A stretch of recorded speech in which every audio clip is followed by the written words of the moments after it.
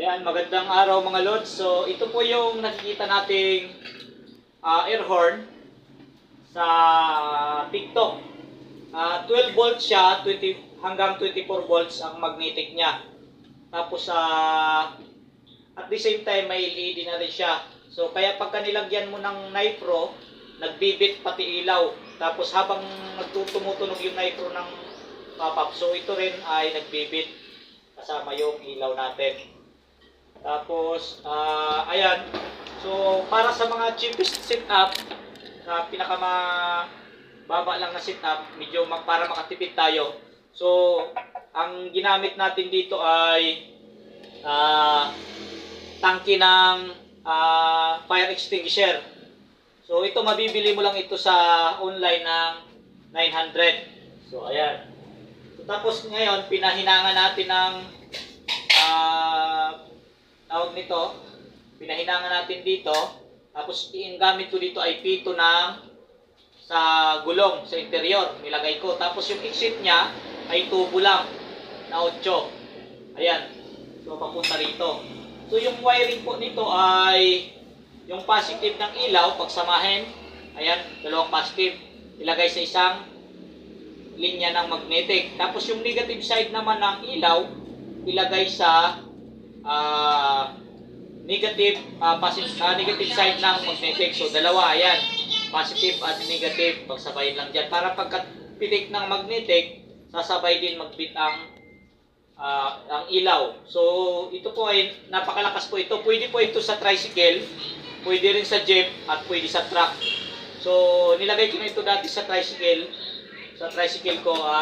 So napakalakas po niyan mga lods. Tapos ito naman, paano to kargahan? So, meron po tayong 12 volts na compressor na motor siya. Gaganyan lang kalaki. Nilalagay ko dito sa pin na ito yung pinahinang ko ng pin sa interior. Dito ko nilalagay siya. Tapos lalagyan ko lang ng switch, kakarga na hanggang 120 PSI yung kinakarga niya. So pagka bumili ka nun, separate yung compressor na 12 volts at separate din itong tangke ng fire extinguisher. Tapos ito ipapahinang mo. Papahinang mo lang ito, isang pasok saka isang labas. Yung pasok natin ano yan, yung gamit natin dito ay yung pin or needle ng ng interior. So ayun, napakadali lang po i-set up to.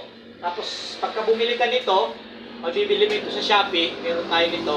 Kung gusto mo hiwa-hiwalay, bilhin mo sa Shopee to. Tapos bibili ka ng nitro, yung 12 sounds. Tapos bibili ka nito. Pero kung gusto mo na mas mapadali, nakaset na, sa akin ka bumili sapagkat sa akin din naman.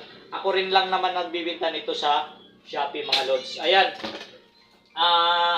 Kung gusto mo rin naman kasi ang partner nito, nandun sa, hindi ko na isama sa video natin, nandun sa bahay yung 12 volts na compressor, ilalagay lang dito, tapos lagyan ng switch, nandun sa bahay, hindi natin na isama dito sa video. Pero may isang setup na kung saan ito, mga lods, ito siya,